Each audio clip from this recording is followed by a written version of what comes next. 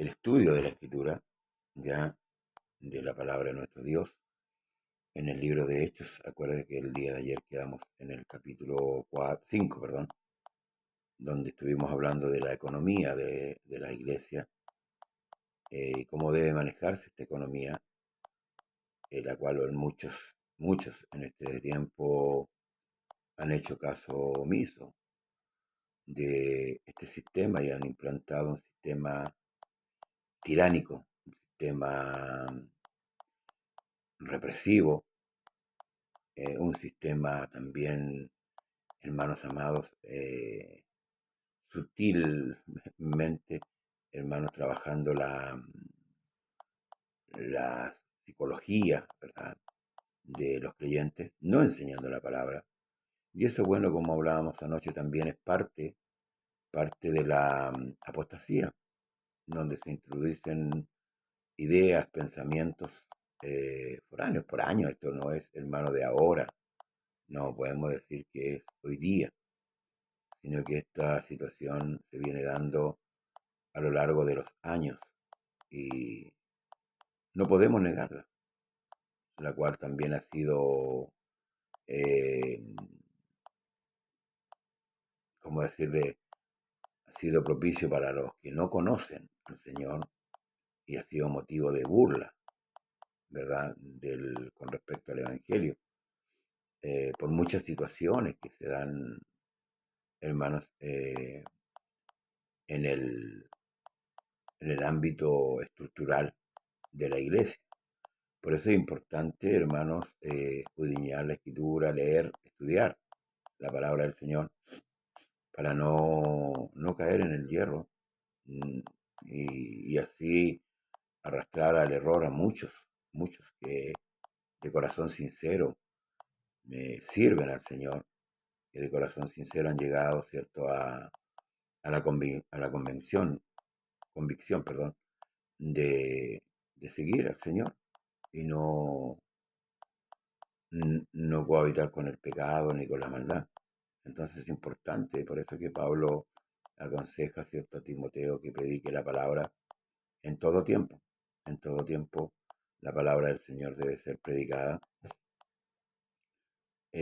porque esto beneficia a la iglesia, beneficia a cada uno de los creyentes. No es algo que, hermanos, sea destructivo, al contrario, la palabra del Señor es buena, lo dice la misma Escritura y lo podemos comprobar en nuestra vida cotidiana. ¿Mm? Esta palabra de sabiduría que nos entrega el Señor es maravillosa. Por tanto, no debemos rehusarnos a estudiarla y a ponerla por obra. ¿Mm? Bien, capítulo 5, ¿verdad? Ayer concluimos solamente el verso 11. Seguimos, ¿cierto?, después de este relato de Ananías y Zafira, ¿ya? Dice en el nombre de Jesús. Y por la mano de los apóstoles se hacían muchas señales y prodigios en el pueblo, y estaban todos unánimes en el pórtico de Salomón. De los demás ninguno se atrevía a juntarse con ellos, mas el pueblo los alababa grandemente. Y los que creían en el Señor aumentaban, fíjese, más gran número así de hombres como de mujeres, tanto que sacaba a los enfermos a las calles y los ponían en camas y lechos para que al pasar Pedro a lo menos su sombra cayese sobre alguno de ellos. Y aún de la ciudad vecina venían a Jerusalén trayendo enfermos y atormentados de espíritus inmundos, y todos eran sanados. Ahí obraba, ¿cierto?, el poder de Dios, ¿verdad?, a través de los apóstoles, dando testimonio, ¿cierto?, testificando que ellos habían sido enviados por el Señor. ¿Mm? Esto daba testimonio. Por tanto, hermanos, muchos venían buscando sanidad. ¿Mm? Entonces, levantándose el sumo sacerdote y todos los que estaban con él, esto es de la secta de los saduceos, se llenaron de celos. ¿Mm? Y echaron mano a los apóstoles y los pusieron en la cárcel pública. Mas un ángel del Señor, abriendo de noche las puertas de la cárcel y sacándolos, dijo: Id, y puestos en pie en el templo, anunciad al pueblo todas las palabras de esta vida. Fíjese, todas las palabras de esta vida.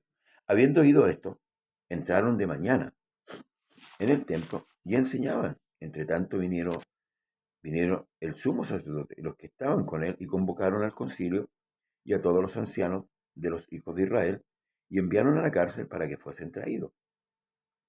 Pero cuando llegaron los alguaciles, no los hallaron en la cárcel. Entonces volvieron y dieron aviso, diciendo: por cierto, la cárcel hemos hallada cerrada con toda seguridad, y los guardas afuera de pie ante las puertas, mas cuando abrimos, a nadie hallamos dentro. Cuando oyeron estas palabras, el sumo sacerdote y el jefe de la guardia del templo y los principales sacerdotes dudaban en qué vendría a parar aquello. Pero viniendo uno, les dio esta noticia: He aquí los varones que pusiste en la cárcel están en el templo y enseñan al pueblo. Entonces fue el jefe de la guardia con los alguaciles y los trajo sin violencia, porque temían ser apiedrados por el pueblo. Cuando los trajeron, los presentaron en el concilio, y el sumo sacerdote les preguntó, diciendo: ¿No os mandamos estrictamente que no enseñaseis en ese nombre? Y ahora habéis llenado a Jerusalén de vuestra doctrina, y queréis echar sobre nosotros la sangre de ese hombre. Respondiendo Pedro y los apóstoles dijeron: es necesario obedecer a Dios antes que a los hombres. Es necesario obedecer a Dios antes que a los hombres. El Dios de nuestros padres levantó a Jesús, a quien vosotros matasteis, colgando en un madero. A este Dios ha exaltado con su diestra por príncipe y salvador, para dar a Israel arrepentimiento y perdón de pecados. Y nosotros somos testigos suyos de estas cosas. También el Espíritu Santo, el cual Dios ha dado Dios a los que le obedecen. Ellos, oyendo esto, se enfurecían y querían matarlo. Entonces, levantándose en el concilio, un fariseo llamado Gamaliel, doctor de la ley, venerado de todo el pueblo, mandó a que sacasen fuera por un momento a los apóstoles. Vamos a quedar un poco hasta acá. Ya estaba por terminar esta primera parte, ¿cierto? Primero se producen la gran cantidad de señales. El pueblo acudía, ¿cierto?, a ellos, los seguía. Ahí, por supuesto, había lugar para la predicación del Evangelio. Muchos iban creyendo, ¿verdad? El pueblo iba creciendo, la iglesia iba creciendo.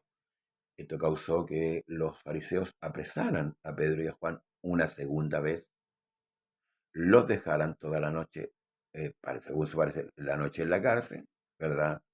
Para el otro día levantar un concilio y poder juzgar, ¿cierto?, esta situación que a ellos ya le estaba sobrepasando.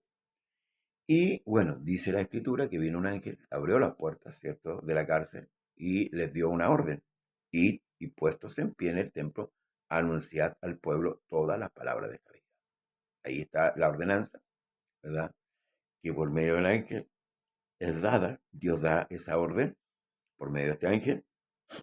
Ellos fueron, ¿verdad? Se fueron, ¿cierto? Y al otro día, muy temprano, estuvieron ahí en el templo, tal como se les había ordenado, exponiendo la escritura, la palabra del Señor. Y los sacerdotes, cuando llegaron, ¿cierto?, en la mañana a hacer el concilio, los mandaron a buscar a la cárcel, pero los alguaciles no los encontraron. Ellos habían salido de ese lugar, ¿verdad?, por mano de un ángel, y estaban predicando en el templo. Dieron aviso, ¿cierto?, y los mandaron a buscar. Y aquí, hermanos amados, los interrogaron nuevamente, ¿verdad?, diciéndole: ¿acaso no les habían ordenado a ellos que no hicieran lo que estaban haciendo? Pero ellos dijeron que era necesario obedecer a Dios antes que a los hombres. Una vez más, ¿cierto?, Pedro, Juan y los apóstoles, ¿cierto?, se declaran, ¿cierto?, que ellos son realmente seguidores de Jesucristo. Les dan a entender que a este Jesús que ellos habían colgado en un madero, lo habían matado, Dios lo había hecho príncipe y salvador. Esto, por supuesto, enfurecía a estos hombres, ¿verdad? Porque se sentían inocentes de lo que había sucedido. En cambio, la palabra de Dios decía sentirse culpables y esto les molestaba. El ego, ¿cierto? El orgullo, la vanidad del lugar que ellos ocupaban en el pueblo les hacía sentir este sentimiento muy de la carne. Pero aquí se viene algo importante también dentro de este proceso, que hay un varón, ¿cierto? Un varón sabio, un varón entendido, llamado Gamaliel, y pide que los saquen afuera para conferenciar con esos hombres y aconsejarles, porque esta situación ya los había sobrepasado. Ya en pocos días ya la intervención divina se hacía ver, primero con la sanidad del cojo, luego con todas las sanidades que se produjeron, que ya eran hermanos indiscutibles. Mucha gente venía y por mano de los apóstoles se hacían estas señales. Entonces, ciertamente, ya no era uno, que era Jesús en un principio, ahora eran los apóstoles, ya eran más de uno los que trabajaban, ¿cierto? O hacían estas sanidades, o sea, con la cual Dios mostraba que realmente estos habían sido llamados y apartados para el Evangelio. Entonces este hombre dijo, los hizo salir y les dijo, varón israelita, mirad por vosotros lo que vais a hacer respecto a estos hombres. ¿Qué iban a hacer? Querían matarlos. Lo dice un versículo más atrás. Con respecto a estos hombres. Porque antes de estos días se levantó Teudas diciendo que era alguien.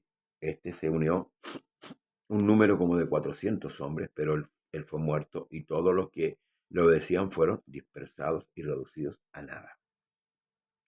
Después de este se levantó Judas, el Galileo, en los días del censo, y llevó en pos de sí a mucho pueblo. Pereció él también, y todos los que lo decían fueron dispersos. Y ahora os digo, apartaos de estos hombres y dejadlos, porque si este consejo o esta obra es de los hombres, se desvanecerá. Mas si es de Dios, no la podréis destruir. No seáis tal vez hallados luchando contra Dios.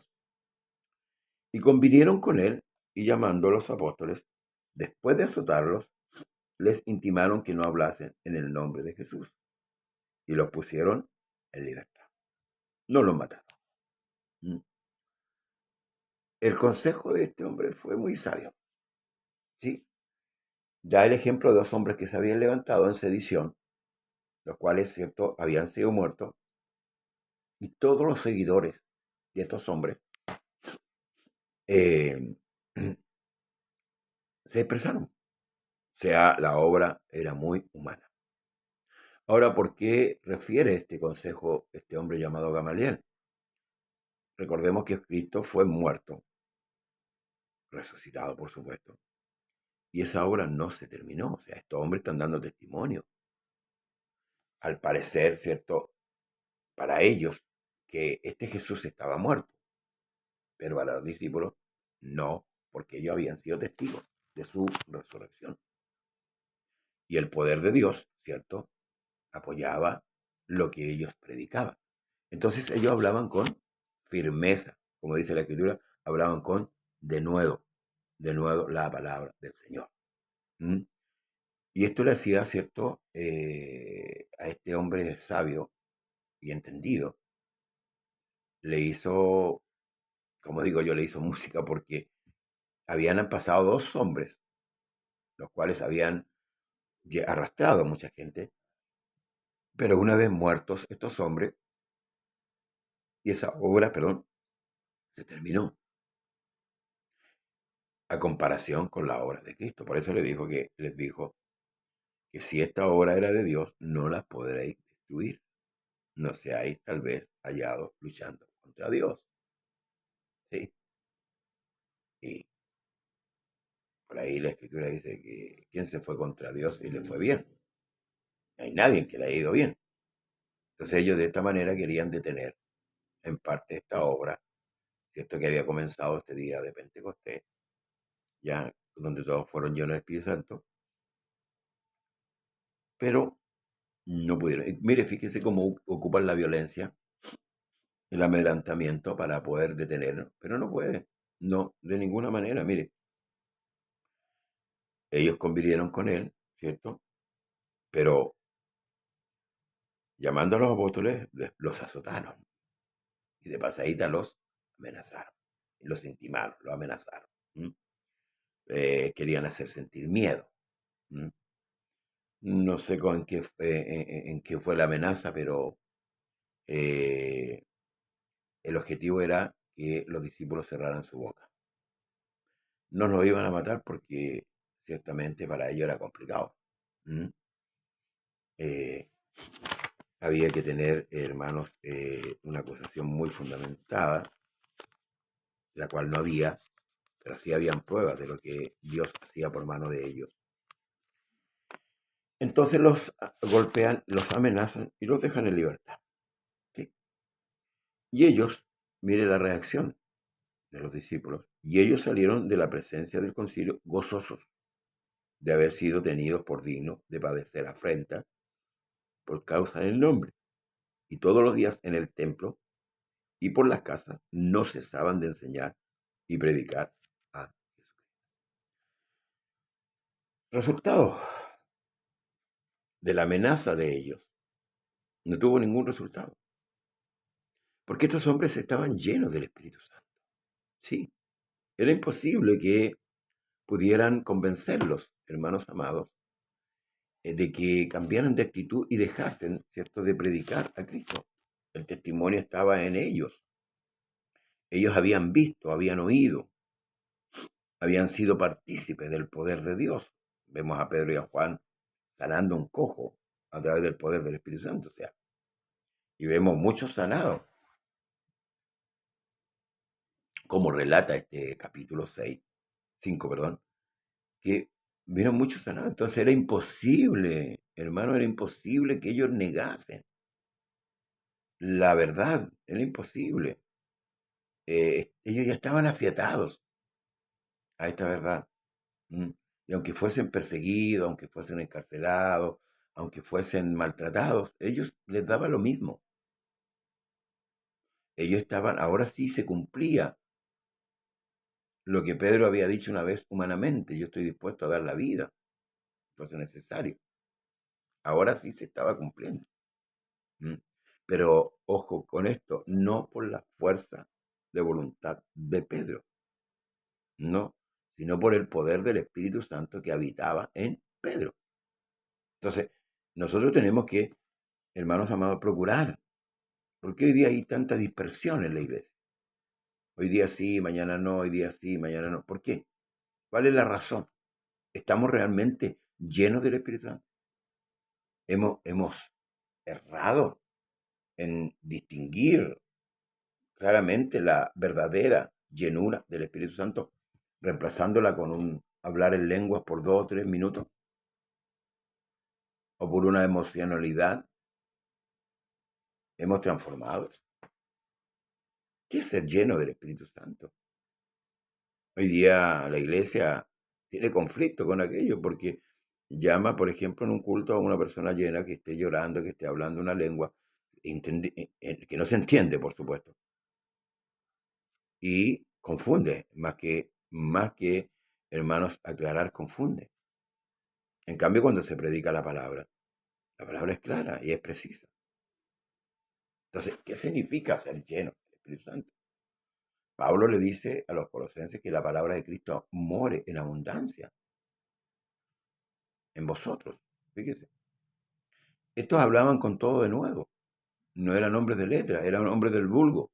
Sin embargo, el Espíritu Santo traía a la memoria a ellos las Escrituras para predicar, ¿cierto?, el Evangelio. Ellos salieron de la presencia con gozo.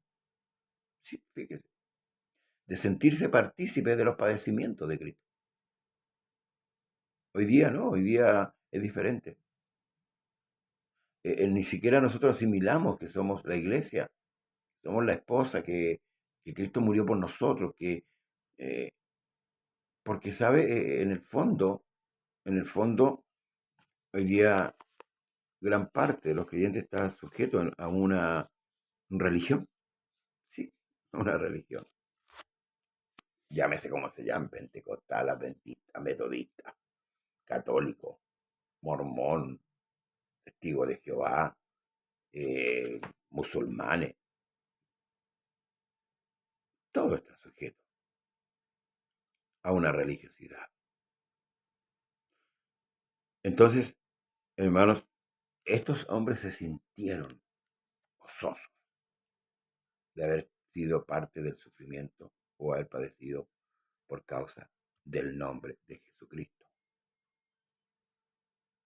Y pese a las amenazas, pese a la violencia que se usó contra ellos, dice la Escritura que y todos los días en el templo y por las casas no cesaban de enseñar y predicar a Jesucristo. Cuando habla del templo se refiere al templo que fue destruido el año 70. ¿Por qué había una incesante ida al templo? Porque ahí se congregaban todos los judíos. Entonces era el lugar apto para predicarle el Evangelio. ¿Y por qué por las casas? Porque ahí se reunían para edificarse, ¿cierto? A través de la doctrina de Cristo. No existían estos lugares que existen hoy día. Y usted va por una cuadra y ve a veces 2 o 3 edificios, a veces grandes moles, donde se reúne una cantidad, un puñado de gente, ¿verdad? Supuestamente a adorar y a exaltar la grandeza de Dios. No existían esos lugares. Esos lugares empezaron a existir después de la Reforma, ¿sí? Y aún más en la copia fiel de la Iglesia romana que fue institucionalizada por el emperador Constantino. Ahí se acogió gran parte de creyentes, entre comillas, y se fundó la Iglesia Católica Apostólica Romana. Por eso que la iglesia que muchos le llaman la iglesia madre. Sí, la madre de las rameras y de las denominaciones, por supuesto. Hasta que a mediados del siglo, ¿cierto? Martín Lutero, un reformador, ¿verdad? Dios le da a conocer el tema de la gracia, lo plantea, ¿cierto? Clavando 95 tesis ahí en la iglesia en Alemania. Y con esto nace el calvinismo, perdón, el luteranismo. Luego nace el calvinismo, ¿verdad? Y así nace la cantidad de iglesias que conocemos hoy día, denominacionales, la denominación, calvinista, luteranos, y así, etcétera, etcétera. Hay que estudiar, hermano, un poco el tema de la iglesia. La iglesia de hoy día, que se dice ser iglesia, no es la iglesia. Está muy lejos de los principios, de la doctrina fundamental que está en la Escritura. Se han añadido muchas cosas que no están en la Escritura. Por tanto, nosotros debemos procurar buscar siempre en las Escrituras si estamos o no estamos en la verdad. Y todos los días en el templo y por las casas no cesaban de enseñar y predicar a Jesucristo. Esa es la labor que debemos seguir haciendo. Enseñar y predicar a Jesucristo. A solamente Jesucristo. Porque fuera de Él no hay salvación ni esperanza. Muchas gracias por estar en sintonía. Nos ha pillado ya el tiempo. Seguiremos con el capítulo 6, ¿cierto? Si Dios así lo permite. Y rogamos a Dios que sea iluminando nuestra vida, nuestros corazones, nuestra alma, para seguir enseñando y predicando la palabra de nuestro Dios. Saludamos a todos los hermanos que nos acompañan, que nos han acompañado a través de Facebook, a través de YouTube. Le enviamos un cariñoso saludo. Y no se olvide, ahí en YouTube estamos, comparta. Si no está suscrito, suscríbase para seguir adelante José Manuel Pérez Ceballos, conversando las escrituras. Ahí está nuestro canal, gracias al Señor. Hemos tenido problemas con WhatsApp para enviar estos audios y también estos videos y así seguir fortaleciendo también a los creyentes. De eso se trata. Aquí no es mostrar mi cara ni la cara de ningún hermano y ningún nombre de algún hermano, ni el mío tampoco, pero lo único que nos mueve es predicar y enseñar a Jesucristo. La paz, perdón, la gracia y la paz de Jesucristo sea con ustedes y nos vemos hoy por la tarde en oración, ¿cierto? Y siguiendo el matrimonio. Bendiciones. El Señor Jesús les bendiga siempre.